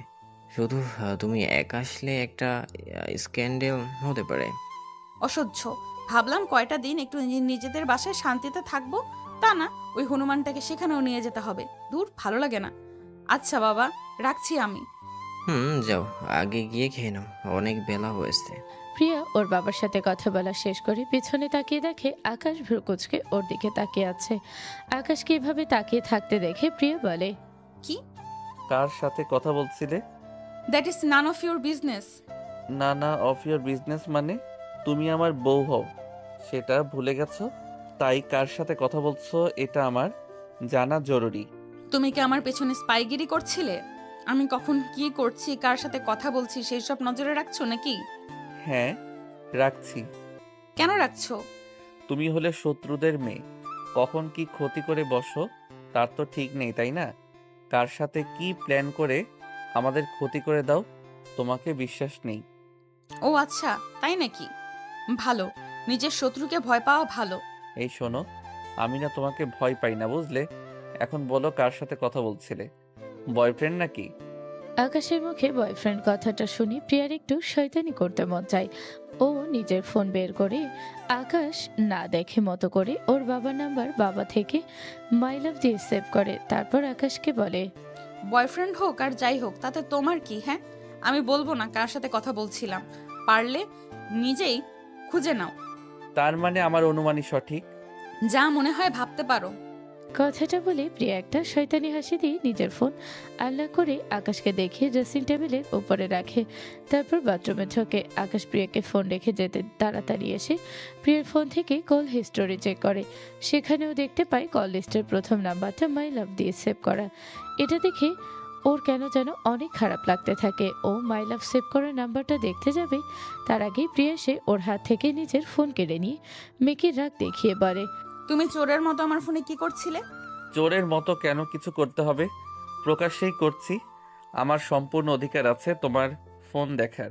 না, নেই। আমার ফোনে অনেক পার্সোনাল জিনিস আছে। উইদাউট এনি পারমিশন তুমি কারো ফোনে হাত দিতে পারো না। ফোন মানুষের পার্সোনাল জিনিস। মাই লাভ মানে কি? তুমি কি মূর্খ নাকি? মাই লাভ মানে আমার ভালোবাসা, সেটাও জানো না? ও আচ্ছা। হ্যাঁ, আকাশের চোখ মুখ কালো হয়ে যায়। ও আর কোনো কথা না বলে রুম থেকে বেরিয়ে যায়। আকাশকে রেগে যেতে দেখে প্রিয়া মনে মনে ভাবে, কেসটা কি হলো? ও রেগে গেল কেন? আমি কার সাথে কথা বলছি না বলছি তা দিয়ে ওর কি দরকার? মাই লাভ দেখে ও এমন রেগে গেল কেন? বাই এনি চান্স ও কি আমার প্রেমে পড়েছে? ও মাই গড, এটা তো একটা প্লাস পয়েন্ট হবে আমার জন্য। এককালে তোমার কাকা আমার ফুপিকে ভালোবাসার নাটক করে ঠকিয়েছে, এবার আমি নাটক করে তোমাকে ঠকাবো, এরপর তোমাকে ছ্যাঁকা দিয়ে ব্যাকা করে দেব। এটাই হবে বেস্ট রিভেঞ্জ।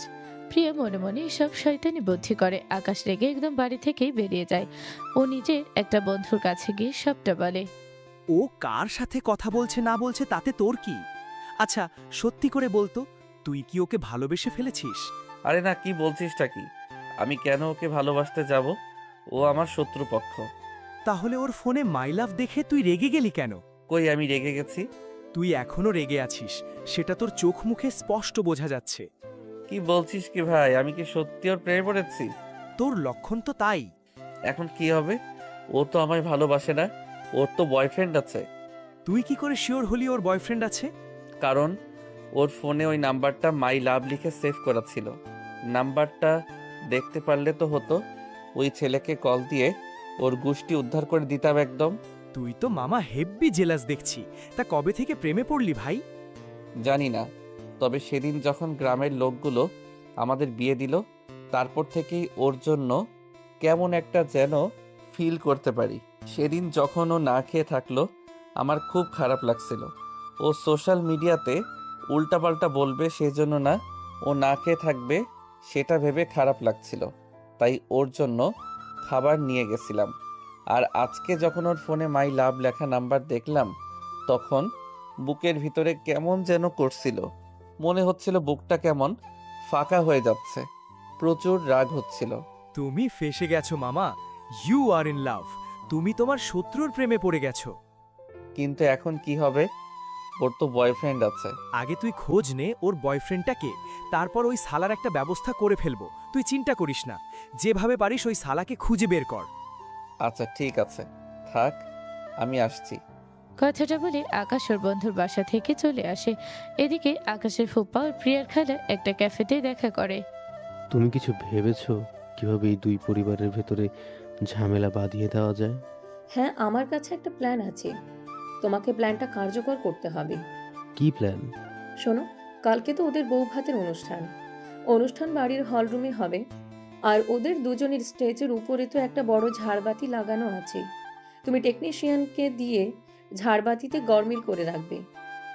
একজনকে বলবে প্রিয়া যখন একটা ঝাড়বাতির নিচে থাকবে তখন যেন ঝাড়বাতিটা ওর গায়ে ফেলে। তাতে তো ও মরে যাবে। মরলে মরুক, আমি এই দুই পরিবারের ধ্বংস চাই। ওরা আমার থেকে আমার ভালোবাসা কেড়ে নিয়েছে, ওরা সবাই মরলে আমি শান্তি পাবো। তুমি যা বলছো ভেবে বলছো তো? ও কিন্তু তোমার বোনের মেয়ে। বোনের মেয়ে তো কি হয়েছে? বোনই তো নেই, আবার বোনের মেয়ে। কিন্তু ওকে মেরে আমাদের লাভটা কি? আরে যদি ওই বাড়িতে প্রিয়ার উপরে এমন হামলা হয় তাহলে ওর বাবা কাকা মনে করবে এটা ওই বাড়ির মানুষের কাজ। আর যদি প্রিয়া মরে যায় তাহলে তো কথাই নেই, একেবারে খুনোখুনি বেঁধে যাবে। ব্রিলিয়ান্ট, তোমার বুদ্ধির তুলনা হয় না। তাহলে যেমন প্ল্যান হলো তেমনটাই মাফিকি কাজ করতে হবে। আকাশের ফুপা আর প্রিয়ার খালা মিলে একটা চক্রান্ত করে দুই পরিবারের ভিতরে ঝামেলা বাঁধানোর জন্য। ওনারা নিজেদের প্ল্যান সাজিয়ে ক্যাফে থেকে বেরিয়ে পড়ে। আকাশের প্রিয়ার বৌভাতের স্টেজ এর উপরই একটা বড় ঝাড়বাতি টানানো হয়। আকাশের ফুপাও টেকনিশিয়ান দিয়ে ঝাড়বাতিতে গরমিল করে নেয়। একজন লোক ঠিক করে রাখে যাতে প্রিয়া যখন একা থাকবে তখন ঝাড়বাতিটা ওর উপরে ফেলতে পারে। সকাল সকাল পার্লার থেকে লোকজন আসে প্রিয়াকে সাজাতে। প্রিয়াকে একটা নেভি ব্লু কালারের সিল্কের শাড়ি পরানো হয়। প্রিয়ার গায়ের রং দুধে আলতা হয়, শাড়িটাই ওকে অনেক সুন্দর দেখায়। আকাশ রেডি হওয়ার জন্য ঘরে ঢুকতেই প্রিয়াকে দেখে একদম হা হয়ে যায়। প্রিয়ার দিক থেকেও চোখ ফেরাতে পারে না। প্রিয়া অনেক সময় পরে খেয়াল করে আকাশ ওর দিকে একভাবে তাকিয়ে আছে। ও আকাশের একদম সামনে দাঁড়িয়ে ওর মুখের সামনে তুড়ি বাজিয়ে বলে, এই যে মিস্টার, কি দেখছো এমন হা করে? আচ্ছা আমাকে কেমন লাগছে বলো তো? আকাশের ঘোর কেটে যায়, ওর মনে পড়ে যায় ও প্রিয়ার ফোনে মাই লাভ লেখা নাম্বার দেখেছিল।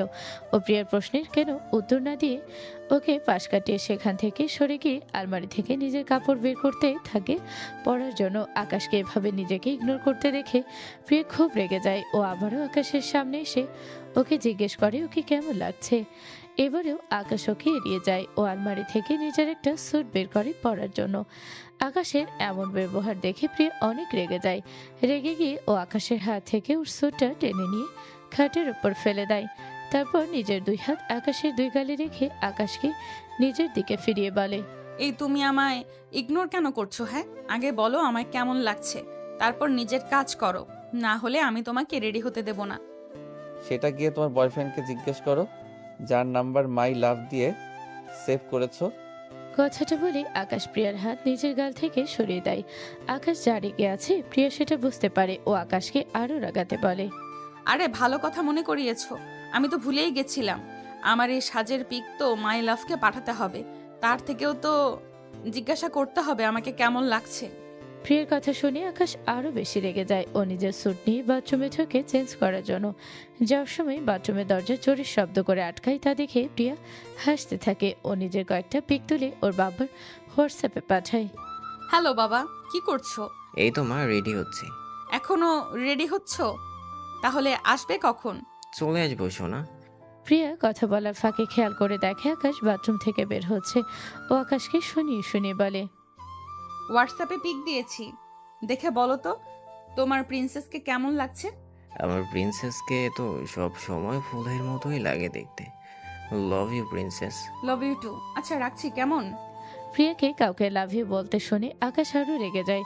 ও আলমারি দরজা প্রচুর শব্দ করে লাগায়। তারপর ড্রেসিং টেবিল থেকে পারফিউম নিয়ে সেটা রাখার সময় জোরে শব্দ করে। ও যাই করে তাতেই জোরে জোরে শব্দ করতে থাকে। প্রিয়ার উপরে রাগ ও ঘরের আসবাবপত্রের উপর দেখায়। তা দেখে প্রিয়া মনে মনে বলে, এই রে, আমি কি একটু বেশি বেশি করে ফেললাম নাকি? এ তো অনেক রেগে গেছে। না না, এখন এখানে থাকা মানে নিজের বিপদ ডাক, আমি বরং যাই। প্রিয়া আস্তে করে রুম থেকে বেরিয়ে পড়ে। আকাশ সেটা দেখেও না দেখার ভান করতে থাকে। প্রিয়া ভুলে নিজের ফোন আনলক করে রুমে রেখে যায়। আকাশ তাড়াতাড়ি গিয়ে ওর ফোন নিয়ে ডায়াল লিস্টে দেখে প্রিয়া এত সময় মাই লাভ দিয়ে সেভ করা নাম্বারে কথা বলেছে। সেটা দেখে আকাশ রেগে যায়। ও প্রিয়ার ফোন থেকে নাম্বারটা নিজের ফোনে তুলে নেয়। তারপর প্রিয়ার ফোনটা আবারও জায়গা মতো রেখে দেয়। নাম্বারটা দেখে মনে মনে বলে, এবার তোকে হাতে পেয়েছি শালা। শুধু নাম্বার না, তোকে যদি সামনে পেতাম তাহলে পরের ভবিষ্যতে প্রেম করা একদম বের করে দিতাম। আকাশ নাম্বারটা নিজের ফোনে তুলে কল দেয়। কল দেওয়ার পরে দুইবার রিং হওয়ার পরেই কলটা রিসিভ হয়। হ্যালো, কে? এই শালা তোর লজ্জা লাগে না? একটা বিবাহিত মেয়ের সাথে প্রেম করিস? আকাশের কথা শুনে প্রিয়ার বাবা অবাক হয়ে যায়। এই বুড়ো বয়সে এসে নাকি পরকীয়ার মতো একটা অপবাদ, তাও আবার বিবাহিত মেয়ের সাথে। উনি রেগে গিয়ে বলেন, এই ছেলে, তুমি কি বলছো? আমি কার সাথে প্রেম করি? তুমি নাম্বার মিলিয়ে দেখো, রং নাম্বারে কল দিয়ে উল্টাপাল্টা বকছো। আমি কোনো রং নাম্বারে কল দেইনি, আমি ঠিক নাম্বারেই কল দিয়েছি। তুই শালা একটা বিবাহিত মেয়ের সাথে প্রেম করিস? তোর লজ্জা করে না? এই ছেলে বেয়াদব কথাকার, গুরুজনদের সাথে কিভাবে কথা বলতে হয় জানো না? আদব কায়দা কিছু শেখোনি? তুই নিজে শালা বেয়াদব, তুই আবার আমাকে আদব কায়দা শেখাস? তোকে সামনে পেলে আমি যে কি করতাম না। আরে বাবা, কে তুমি? হ্যাঁ, এত বুড়ো বয়সে এসে আমাকে পরকীয়ার মতো অপবাদ দিচ্ছ? তুমি জানো আমার বয়স কত? আমার বয়স 50 বছর, আর আমাকে তুমি পরকীয়ার অপবাদ দাও? সি সি সি, তোর তো এক পা কবরে চলে গেছে। তুই আমার ছোট বউটার সাথে প্রেম করিস, লজ্জা লাগে না? আমার বউটার আমার মতো কোচি হ্যান্ডসাম ছেলে থাকতে তোর মতো বুড়া ভামকে পছন্দ হলো কেন, তাই তো বুঝতে পারছি না। এই, তুই আমার বউকে কি তাবিজ করেছিস? সত্যি করে বলবি কিন্তু। আমার বউ কিন্তু খুবই সরল সহজ। ওকে তুই তাবিজ না করলে ও তো তোর মতো বুড়ো ভামের কাছে কখনোই ধরা দিত না। এই বেয়াদব, মেরে তোমার দাঁত ভেঙে দেবো কিন্তু। তখন থেকে একজন সিনিয়র পার্সনকে উল্টাপাল্টা বলেই চলেছ। এই, চেনো তুমি আমাকে? জানো আমি কে? আমি আরবাজ চৌধুরী। আমার সাথে বেয়াদবি করার সাহস পাও কোথা থেকে তুমি? সে আপনি যেই চৌধুরী হন না কেন। কি বললেন? কে আপনি? Arbaaz Chowdhury. Arbaaz Chowdhury, father in law? কি বললে? কি লা না কি? আকাশ তাড়াতাড়ি করে কল কেটে দেয়। ও বুঝতে পারে ও ভুল নাম্বারে কল দিয়ে ফেলেছে। এত সময় ওর শ্বশুর আরবাজ চৌধুরীর সাথে কথা বলছিল। ও নিজে মনে বলে, ও মাই গুডনেস, এটা আমি কি করছিলাম? নিজের শ্বশুরকে কল দিয়ে পরকীয়ার অপবাদ দিচ্ছিলাম। উনি কোনোভাবে বুঝে যায়নি তো আমি ওনার সাথে কথা বলছিলাম? যদি বুঝে যায় তাহলে তো মান সম্মান সব শেষ হয়ে যাবে। না, বুঝতে পারিনি। যদি বুঝতো তাহলে তো সেটা আমি টের পেতামই ওনার কথায়। এই প্রিয়াটাও না একটা আস্ত ফাজিল। বাবার নাম্বার বাবা লিখে সেভ করলেই হয়, সেটা আবার মাই লাভ লিখে সেভ করার কি দরকার? আর আমি কিনা কি সব ভাবছিলাম, ধুর ভালো লাগে না। আকাশ নিজেকে নিজেই গালি দিতে থাকে। এদিকে প্রিয়ার বাবা ভাবে, আজকালকার ছেলে মেয়েগুলো একদম বগে গেছে। আমাকে কিনা বলে আমি পরকীয়া করি। এই বয়সে এসে আমি পরকীয়া করব, তারপর বিবাহিত বয়স। সে আমার নিজেরই তো ভাবতে কেমন লাগছে। ওই বেয়াদব ছেলেকে যদি খুঁজে পেতাম তাহলে আমাকে লাল করে দিতাম। আকাশ আর প্রিয়ার বৌভাতের অনুষ্ঠান অনেক বড় করে করা হয়। আকাশ আর প্রিয়ার সেদিন জঙ্গলে সে ঘটনার জন্য দুই পরিবারের অনেক বদনাম হয়। সে ঘটনাকে ধামাচাপা দিতে ওদের বিয়ে আর বৌভাতের অনুষ্ঠান বড় করে পালন করা হয়। প্রিয়াকে আর আকাশকে স্টেজে এনে বসানো হয়। প্রিয়ার বাড়ির লোকজন চলে আসে। ওদের দেখে প্রিয়া স্টেজ থেকে উঠে ওদের সামনে যায়। ওর বাবা, কাকা, দাদির সাথে ওর খালাও আসে। প্রিয়া ছোট থেকে ওর দাদি আর খালার কাছে বড় হয়েছে। ওর খালাকে ও মায়ের মতো ভালোবাসে, কিন্তু ও জানে না ওর খালাই ওদের সবচেয়ে বড় শত্রু। প্রিয়া দৌড়ে গিয়ে ওর খালাকে জড়িয়ে ধরে। ও ওর খালাকে মনি বলে ডাকে। মনি, তুমি এসেছো? আমি তো ভেবেছিলাম তুমি এখনো যশোর থেকে ফেরত আসোনি। আমি তোমাকে অনেক মিস করেছিলাম জানো। আহারে, আমার সোনাটা, আমিও তোমাকে অনেক মিস করছিলাম। আমার জান বাচ্চাটা ঠিক আছে তো? কোনো সমস্যা হচ্ছে না তো ওইখানে? ওরা তোমার সাথে কোনো ধরনের খারাপ আচরণ করেনি তো? তোমার কোনো ক্ষতি করেনি তো? না মনি, ওরা আমার কাছে কোনো বেলই পায়নি। তুমি জানো না তোমার মেয়ে কেমন। হ্যাঁ জানি তো, তুমি তো আমাদের শেরনি। আচ্ছা মা, যাও, এখন হয়তো তোমাদের ফটো সেশন হবে। এসে কথা বলছি। তাছাড়া আজকে তো বাড়িতে যাবই। প্রিয়া যায় স্টেজে। ওর খালা ওকে দেখে মনে মনে বলে, যাও মা, নিজের মৃত্যুর দিকে এগিয়ে যাও। তুমি নিজেও জানো না আজকে তোমার জন্য কি অপেক্ষা করছে। Go to hell baby. প্রিয়া স্টেজে একাই ছিল তখন। আকাশ কিছুটা দূরে দাঁড়িয়ে ওর বন্ধুদের সাথে গল্প করছিল। একা একা দাঁড়িয়ে থাকতে গিয়ে প্রিয়া বোর হয়ে গিয়েছিল। ও তাই নিজের ফোন বের করে এনে সেলফি তুলতে থাকে। আকাশ এক নজর ওর দিকে তাকায়। প্রিয়াকে দেখেও মুচকি মুচকি হাসতে থাকে। হঠাৎই ওর চোখে পড়ে প্রিয়ার মাথার উপরে ঝাড়বাতিতে। ও দেখে ঝাড়বাতিটা কেমন যেন দুলছে। ও বুঝতে পারে কোনো একটা গন্ডগোল আছে। ও দৌড়ে গিয়ে প্রিয়াকে ঝাড়বাতির নিচ থেকে টেনে সরিয়ে আনে। প্রিয়াকে আচমকা টান দেয়। ও আর প্রিয়া দুজনেই ছিটকে নিচে পড়ে যায়। আকাশ নিচে আর প্রিয়া ওর উপরে পড়ে। তখনই ঝাড়বাতি খুলে ওদের পাশে পড়ে। ঝাড়বাতি ভেঙে ওর কাজ এদিক ওদিক ছড়িয়ে পড়ে। একটা বড় কাজ ছিটকে প্রিয়ার মাথার দিকে আসতে থাকে। আকাশ সেটা খেয়াল করে প্রিয়ার মাথার কাছে নিজের ডান হাতের বাহু এগিয়ে দেয়। কাছের টুকরোটা এসে আকাশের হাতে ফুটে যায়। আকাশের বাবা কাকা এসে আকাশকে টেনে তোলে। ওর হাত অনেকটা কেটে গেছে। ও সেদিকে পাত্তা না দিয়ে তাড়াতাড়ি প্রিয়ার কাছে যায়। প্রিয়াকে এদিক সেদিক ঘুরিয়ে জিজ্ঞেস করে, তুমি ঠিক আছো? তোমার কোথাও লাগেনি তো? আমি দেখলাম ঝাড়বাতিটা নড়ছে, আস্তে আস্তে ওটা তোমার উপরে পড়ছিল। তখন আমি কি করব আমার মাথায় কাজ করছিল না, তাই তোমাকে টেনে সরাতে গেছিলাম আর তুমি পড়ে গেলে। I am sorry. হ্যাঁ, আমি ইচ্ছা করে তোমাকে ফেলে দেইনি। পরে গিয়ে তোমার কোথাও লাগেনি তো? ওই কাচের টুকরো ছিটকে আসছিল তোমার দিকে, তোমার লাগেনি তো? লেগেছে। কোথায় লেগেছে? এখানে লেগেছে। প্রিয়া আকাশের হাত টেনে নিয়ে কাটা জায়গায় হাতটা রেখে কথাটা বলে, তোমার হাত অনেকটা কেটে গেছে। তুমি আগে চলো, এখানে ব্যান্ডেজ করতে হবে। এতে কিছু হবে না, তুমি আগে বলো তোমার কোথাও লেগেছে কিনা। তুমি ঠিক আছো? আমি একদম ঠিক আছি, তুমি প্লিজ আগে চলো। দাঁড়াও প্রিয়া, তুমি ওর সাথে যাবে না। যাব না মানে? কেন যাব না মনি? কেন যাবে না এখনো বুঝতে পারছো না? একটু আগে তোমার সাথে যে ঘটনাটা হলো সেটা কি নিছকই কাকতালীয়? আমার তো মনে হচ্ছে এটা একটা ইচ্ছা করে ঘটানো ষড়যন্ত্র। এই বাড়ির লোকেরা তো আমাদের শত্রু। ওরা আমাদের শত্রু মনে করে। বা শত্রুর বাড়ির মেয়েকে একা পেয়ে ওরা কি এমনি এমনি ছেড়ে দিবে নাকি? ওরা ইচ্ছা করে এই ঘটনা ঘটিয়েছে। ওরা ইচ্ছা করে তোমার উপরে হামলা চালিয়েছে, তোমাকে মারার চেষ্টা করেছে। কি বলছেনটা কি আপনি? হতে পারে আমাদের একটা পারিবারিক শত্রুতা আছে, তার মানে এই না যে আমরা ওকে মেরে ফেলতে চাইবো। আমরা এতটাও খারাপ না যে কারো প্রাণ নেব। এতদিন তো আমাদের মেয়ের কোনো ক্ষতি হয়নি, তোমাদের বাসায় আসার পরই কেন ওর উপরে এত বড় বিপদ আসলো? শত্রুতা আমাদের বড়দের সাথে, তার জন্য আমাদের এই ছোট্ট মেয়ের উপরে এমন প্রাণঘাতী হামলার মানে কি? দুলাভাই, আমি আপনাকে বলছি শুনুন, ওরা ইচ্ছে করে এই হামলা করিয়েছে, আমাদের মেয়েকে আটটাকে প্রাণে মারতে চেয়েছে। হ্যাঁ, আমারও তাই মনে হচ্ছে। ওই খানেরাই তো এমনই। 25 বছর আগে আমার বোনটাকে মারলো, এখন আমার মেয়েটাকে মারতে চাইছে। দেখুন, আপনারা কিন্তু এবার বাড়াবাড়ি করছেন। আমরা খুনি না। 25 বছর আগে আপনার বোন নিজে আত্মহত্যা করেছিল, আমরা মারিনি ওকে। খুনি তো হলেন আপনারা, তাই তো আমার ভাইটাকে মেরে ফেললেন। প্রিয়ের খালা দেখেন ওরা 25 বছর আগের ঘটনা নিয়ে ঝগড়া করছে। উনি মনে মনে বলেন, না না, এদের থামাতে হবে। এরা যদি এখন ওই পুরনো কাসুন্দি ঘাটতে যায় তাহলে বুঝে যাবে প্রিয়ার ফুপির আত্মহত্যা আর ওর ফুপার মৃত্যুর জন্য আমরা দায়ী। পুরনো অতীত সামনে আসতে দেওয়া যাবে না, কোনোভাবেই না। ওদের আটকাতে হবে, যেভাবেই হোক আটকাতে হবে। আকাশের বাবা আর প্রিয়ার বাবা পুরনো অতীত নিয়ে কথা বলতে থাকে। এদিকে প্রিয়া আকাশের হাত ধরে টানতে টানতে রুমে নিয়ে যায়। রুমে গিয়ে ও আকাশের হাতে অ্যান্টিসেপটিক লাগিয়ে ব্যান্ডেজ করে দেয়। প্রিয়ার খালা দেখতে পান আকাশের বাবা আর প্রিয়ার বাবা পুরনো কথাই বলে চলেছেন। নিজের বিপদ বুঝতে পেরে উনি তাড়াতাড়ি বলেন, আগে কি হয়েছে সেটা আমরা সবাই জানি। দুলাভাই, আপনি কিছু একটা সিদ্ধান্ত নিন।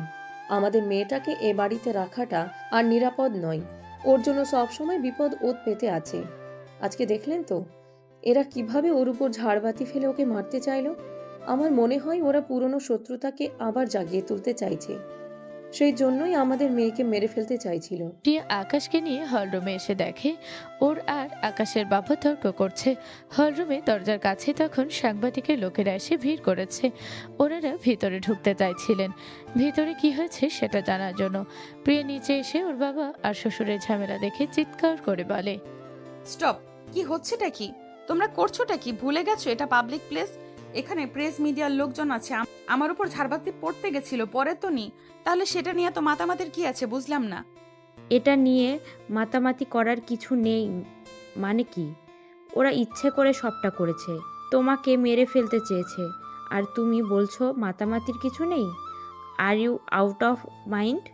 No, I am not. ওটা প্রি প্ল্যান্ড কেন হতে যাবে বলো তো? ওটা জাস্ট একটা অ্যাক্সিডেন্ট। না না, ওটা কোনো অ্যাক্সিডেন্ট না। তুমি ভেবে দেখো, আমরা ওদের শত্রুর মেয়ে ওদের বাড়িতে আছে, ওরা তার কোনো ক্ষতি না করে ছেড়ে দেবে?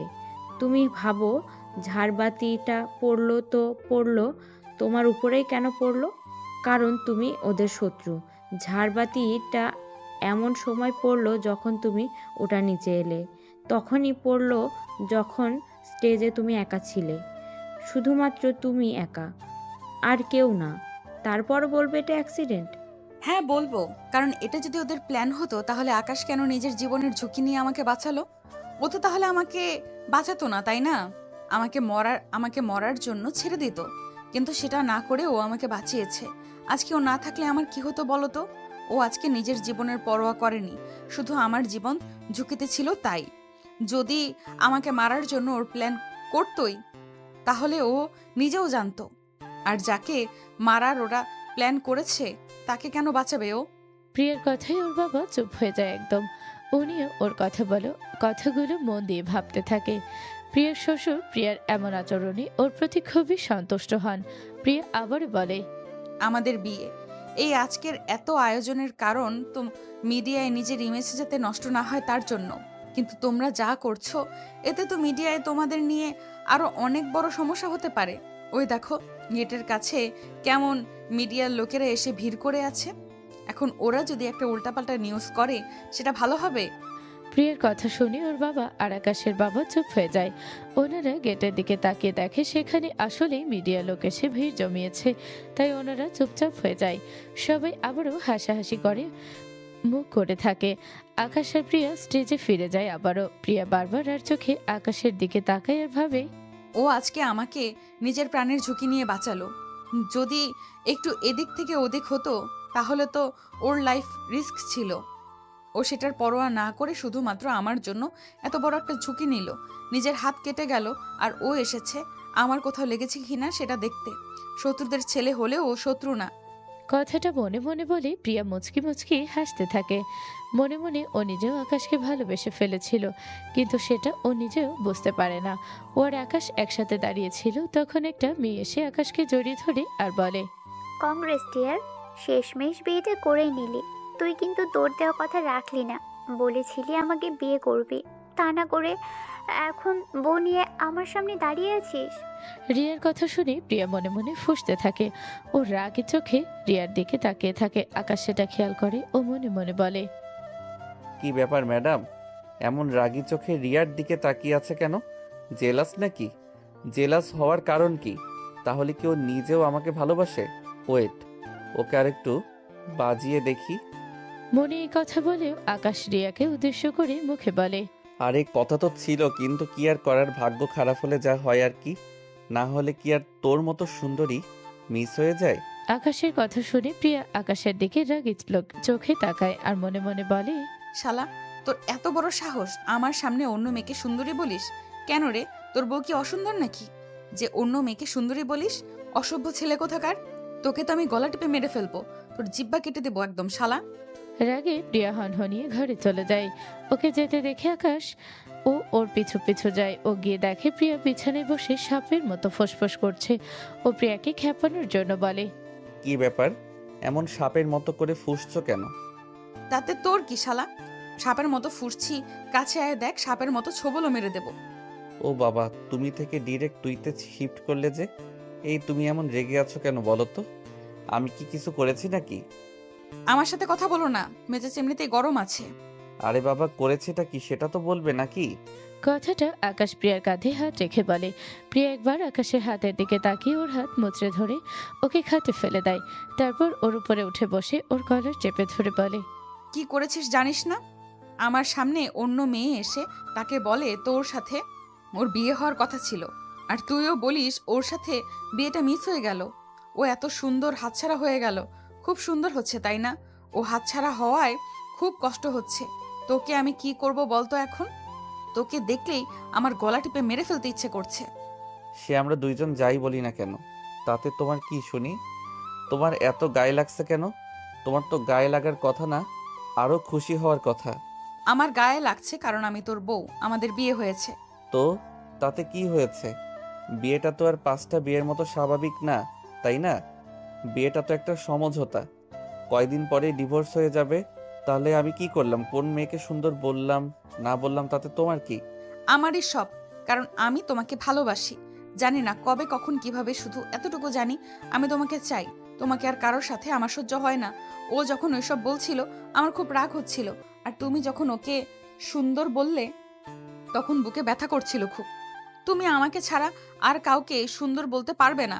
আমি ছাড়ার কারোর দিকে তাকালে আমি তোমাকে খুন করে ফেলবো। তুমি শুধু আমার, আমি ভালোবাসি তোমায়, তার মানে আর কেউ তোমার লাইফে থাকতে পারবে না। প্রিয়ার কথা শুনে আকাশ খুব খুশি হয়। ও প্রিয়াকে জড়িয়ে ধরে সেটা দেখে প্রিয়া নিজেকে ছাড়িয়ে নেওয়ার চেষ্টা করতে থাকে আর বলে, ছোবে না তুমি আমায়। যাও না, যাও, ওই মেয়েটার কাছে যাও, তোমার সুন্দরীর কাছে যাও।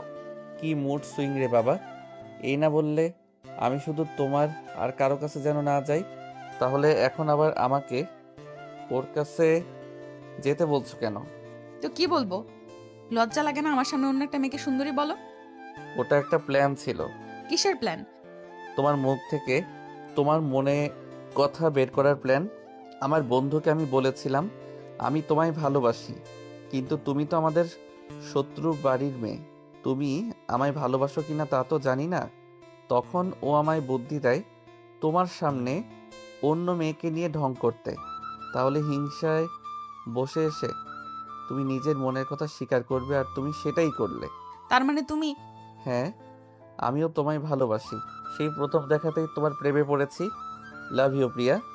আকাশের কথা শুনে প্রিয়া লজ্জা পেয়ে মাথা নিচু করে নেয়। আকাশ ওকে লজ্জা পেতে দেখে কানে কানে বলে, চৌধুরীরা লজ্জা পেতেও জানে নাকি? তা আমার বউ এত লজ্জা পাওয়া শিখলো কবে? এখন লজ্জা পেলে তো হবে না। এখনো তো তোমাকে ঠিকভাবে আদরই করলাম না। এসো আগে আদর করি, তারপর না হয় লজ্জা পেও।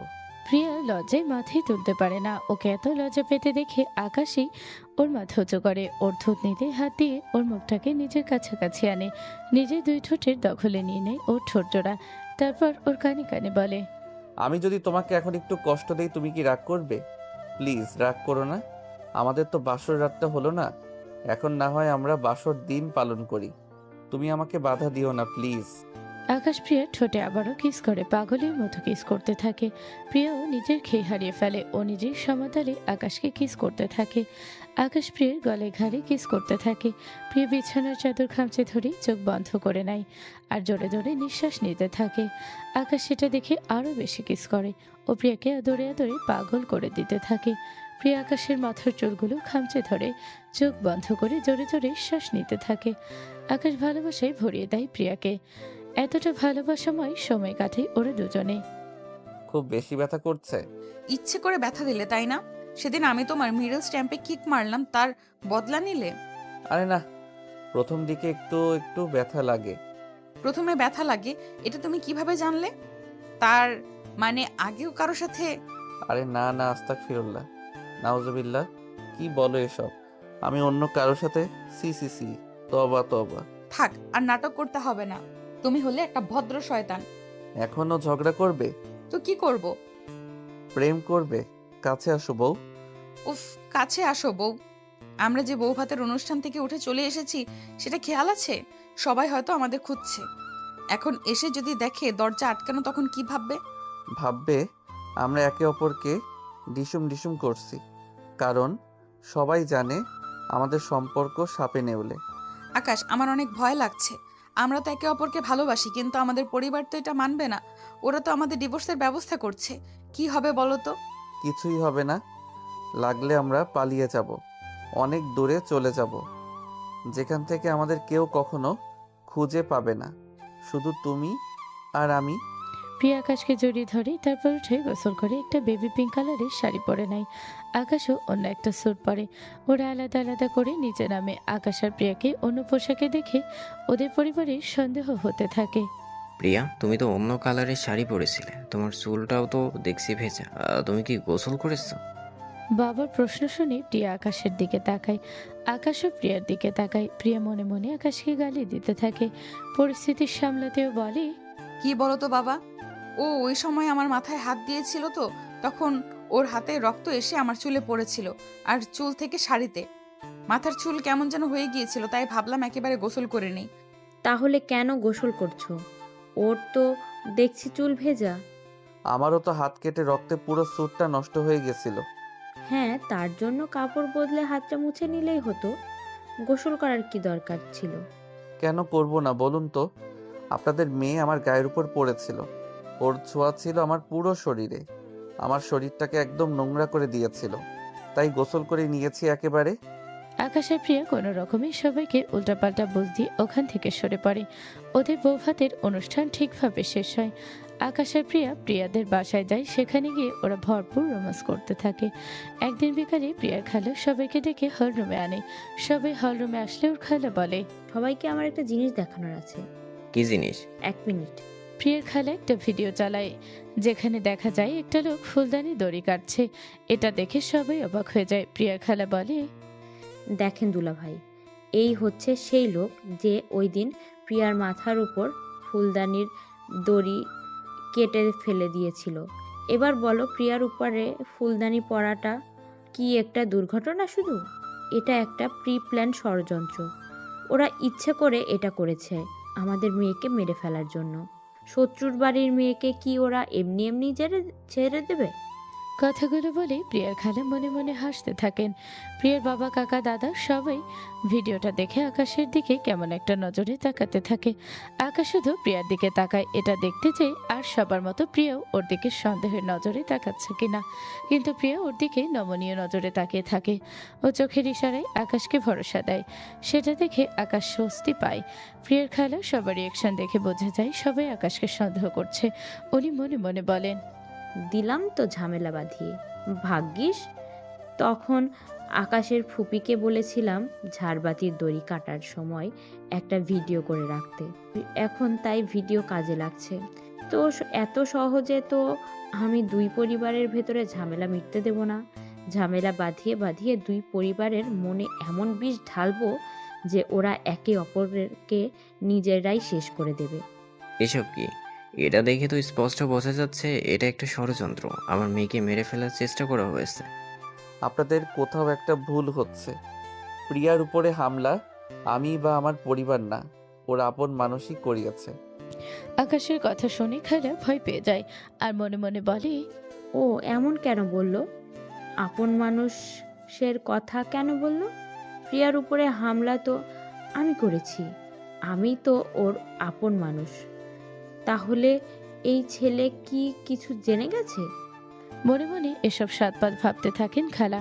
ভিতরে ভিতরে ভয় পেলে উনি সেটা মুখে প্রকাশ করে না। উনি জোরালো গলায় বলে, কি সব উল্টাপাল্টা বলছো তুমি? ওর আপন মানুষ হামলা করেছে মানে নিজের দোষ এখন আমার উপরে চালাতে চাইছো? আপনি এত উত্তেজিত হচ্ছেন কেন? আর আমি তো কাউকে উদ্দেশ্য করে কথাটা বলিনি। আমি তো বলিনি আপনি ওর উপরে হামলা চালিয়েছেন। আপনি কেন কথাটা নিজের দিকে টেনে নিয়ে যাচ্ছেন? ওই যে কথায় আছে না, চোরের মন পুলিশ পুলিশ, আপনার অবস্থা হচ্ছে তাই। কি বলতে চাও তুমি? একটু আগে না বললেও এখন বলছি, প্রিয়ার উপরে হামলা আপনি আর আমার ফুপা মিলে করিয়েছেন। আকাশের কথা শুনে সবাই অবাক হয়ে যায়। প্রিয়ার বাবা, কাকা, দাদি, এমনকি প্রিয়া নিজেও। সবাই প্রিয়ার খালার দিকে তাকায়। পরিস্থিতি খারাপ দেখে উনি কান্নার অভিনয় করতে থাকেন আর বলেন, দেখেছেন দুলা ভাই, এই ছেলেটা কি বলছে? আমি নাকি প্রিয়াকে মারতে চাই, ওর ওপরে হামলা চালিয়েছি। প্রিয়া তুই বল, মা আমি কি তোর কোনো ক্ষতি চাই? ছোট থেকে তোকে কোলে পিঠে করে মানুষ করেছি, তোর গায়ে একটা ফুলের টোকাও দিইনি। তুই আমার বোনের মেয়ে হলেও তোকে আমি নিজের মেয়ের মতো বড় করেছি। তোর জন্য কখনো বিয়েও করিনি, তোকে কখনো মায়ের অভাব বুঝতে দেইনি। আর আজকে তোর বর আমাকে অপবাদ দিচ্ছে আমি নাকি তোকে মারার চেষ্টা করেছি। এমনটা শোনার আগে আমার মৃত্যু হলো না কেন? প্রিয়া কি করবে বুঝতে পারছিল না। ওর খালা ওকে ছোট থেকে কোলে পিঠে করে মানুষ করেছে। মা বলতে ওর খালাকে জেনেছে। সে খালার বিরুদ্ধে এমন অভিযোগ ওর বিশ্বাস হতে চায় না। প্রিয়ার খালার নকল কান্না দেখে প্রিয়ার বাবা রেগে যায়। উনি রেগে গিয়ে আকাশকে বলে, এই ছেলে, তুমি কিন্তু মাত্রা ছাড়িয়ে যাচ্ছ। কার নামে কি বলছো জানো তুমি? ওদের পারে ও প্রিয়াকে জন্ম দেয়নি, কিন্তু নিজের জীবনের অনেক কিছু স্যাক্রিফাইস করেছে ও প্রিয়ার জন্য। ওর কাছে প্রিয়া ওর নিজের সন্তান। ওর নামে এমন অপবাদ দেওয়ার সাহস তুমি পাও কোথা থেকে? সন্তানের মতো আর সন্তান এক না। এই যেমন আমিও আমার ফুপার কাছে সন্তানের মতো, তবু তিনি আর খালা মিলে আমাকে মেরে ফেলার জন্য রিসর্টে সেদিন ডাকাত দিয়ে হামলা করায়। সে তোমার ফুপা করাতেও পারে, কারণ তোমরা হচ্ছ বেঈমান, পুরো পরিবার বেঈমান। কিন্তু খবরদার ওই খালার নামে একটা বাজে কথা বলবে না। তুমি বেরো আমার বাড়ি থেকে, এক্ষুনি বেরিয়ে যাও। সে না হয় বেরিয়ে যাব, কিন্তু তার আগে আপনাদের আর আমার পরিবারকে আমার কিছু জানানোর আছে। বাবা, মা, কাকা, কাকি, তোমরা এসো। ফুপা আপনিও আসুন। আকাশের পর বাসার সবাই গেটের কাছে দাঁড়ানো ছিল। আকাশের কথায় বাসায় প্রবেশ করে। আকাশের ফুপ্পা চোরে চোখে প্রিয়ার খালার দিকে তাকায়। ওনারা দুজনেই ভয় পেতে থাকে। তখনই গেট দিয়ে সেই লোকটাকে নিয়ে পুলিশ ঢোকে, যিনি প্রিয়ার উপরে ঝাড়বাতি ফেলেছিল। ওই লোকে দেখে প্রিয়ার খালা আর আকাশের ফুপ্পা একে অপরের দিকে তাকান। ওনারা দুজনেই খুব ভয় পেতে থাকে। লোকটাকে দেখে আকাশ বলে, দেখুন তো খালা আর ফুপা এনাকে চিনতে পারছেন কি না। থাক, কষ্ট করতে হবে না, আমি বলছি। ইনি হলো সেই লোক যে প্রিয়ার মাথার উপরের ঝাড়বাতির দড়ি কেটে দিয়েছিল। ওনাকে আমি খুঁজে বের করেছি, তারপর পুলিশে দিয়েছি। সিসিটিভি ক্যামেরায় ওনাকে দেখেছিলাম। আমারও সন্দেহ হচ্ছিল যে ওটা কোনো দুর্ঘটনা না। আর মজার ব্যাপার কি জানেন? পুলিশের 3rd ডিগ্রি খেয়ে ইনি স্বীকার করে নিয়েছেন যে উনি নিজে থেকে কাজটা করেননি, বরং কারো কথাই করেছেন। কার কথাই করেছে? বল, কার কথাই তুই কাজটা করেছিস? লোকটা প্রিয়ার খালা আর আকাশের ফুপুর দিকে দেখিয়ে দেয়। সবাই অবাক হয়ে যায়। ওনারা দুজন মাথা নিচু করে রাখে। প্রিয়া কান্না করতে করতে ওর খালার সামনে গিয়ে বলে, মনে ওই লোকটা কি বলছে? উনি মিথ্যা বলছে, তাই না? তুমি আমার কোনো ক্ষতি করতেই পারো না। তুমি তো আমার মনি, আমার মা, তাই না? তুমি আমার ক্ষতি কেন করবে? সবাইকে বলো ওই লোকটা মিথ্যা বলছে। ও মনি, বলো না সবাইকে। তুমি তোমার মেয়ের কোনো ক্ষতি করতে পারো না? না, মা নই আমি তোর। ওই সময় আকাশ বলল না, মা আর মায়ের মতো এক নয়। না আমি তোর মা, আর না তুই আমার মেয়ে। আমি করছি সবটা। আমি তোর ওপরে হামলা করেছি। এসব তুমি কি বলছো মনি? আমি মরে যেতে পারতাম। মরলে মরতি, তাতে আমার কিচ্ছু যায় আসে না। তোর বাবা মায়ের জন্য আমি আমার ভালোবাসাকে পাইনি। তোর মা আমার আপন বোন হয়েও আমার সাথে বেইমানি করে নিজের ননদের পক্ষ নিয়েছে। আমার থেকে আমার ভালোবাসাকে কেড়ে নিয়েছে। যার আর যখন একটা সুযোগ ছিল আমার ভালোবাসাকে আপন করে পাওয়ার, তখন তোর বাবা কাকা ওকে মেরে ফেললো। এই দুই পরিবার আমার থেকে সব কেড়ে নিয়েছে। এদের ক্ষমা করব না আমি। দেখুন, আপনার কথা আমি বা আমরা কেউ বুঝতে পারছি না। প্লিজ একটু খুলে বলুন আমাদের সবার সাথে আপনার কিসের এত শত্রুতা? আমি প্রিয়ার ফুপুর বেস্ট ফ্রেন্ড ছিলাম। আমাদের বাসায় এসে একদিন ওর বাবা আমার বোন মানে ওর মাকে দেখে পছন্দ হয়। তখন ওনাদের বিয়ে হয়। আকাশের চাচা মানে প্রিয়ার ফুপাকে আমি কলেজের লাইফ থেকেই অনেক পছন্দ ছিল। আমি প্রিয়ার ফুপা আমরা একই কলেজে পড়তাম। কিন্তু প্রিয়ার ফুপুর ও আকাশের চাচাকে ভালো লাগতো। আমি আমার বোন মানে প্রিয়ার মাকে নিজের পছন্দের কথা জানাই। প্রিয়ার ফুপুও জানায়। আমার বোন আমার সাথে বিশ্বাসঘাতকতা করে নিজের ননদের বিয়ের জন্য সম্বন্ধ নিয়ে গেল আকাশের চাচার জন্য। নিজের সংসার বাঁচাতে ও আমার ভালোবাসাকে বলি দিল। আমি তাও থেমে যাইনি, চেষ্টা করে গেছি আকাশের চাচাকে পাওয়ার। প্রিয়ার ফুপুর মনে বিষ ঢালতাম আকাশের চাচার নামে, কিন্তু ওদের সম্পর্ক ঠিকঠাক ছিল। ও তখন প্রেগনেন্ট হয়ে যায়। এটা ও শুধু আমাকে জানায়। আর আকাশের ফুপা কোনো মতে কথাটা জানতে পারে। উনি জানতেন আমি আকাশের চাচাকে ভালোবাসি আর যে কোনোভাবেই পেতে চাই।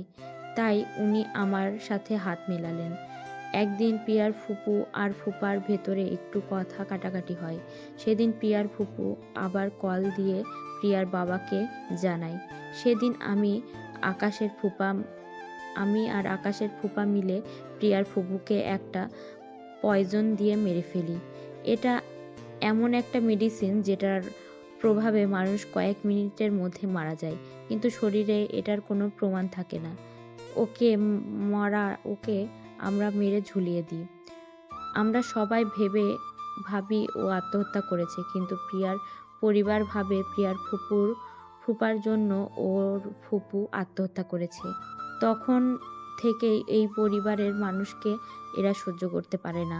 আর তারপর প্রিয়ার বাবা কাকা মিলে প্রিয়ার ফুপার মানে আকাশের চাচাকে গাড়ি অ্যাক্সিডেন্ট করিয়ে মেরে ফেলে। কি বলছো তুমি এসব? তুমি আমার বোনকে মেরেছো, কিন্তু আমরা তো আকাশের কাকাকে মারিনি।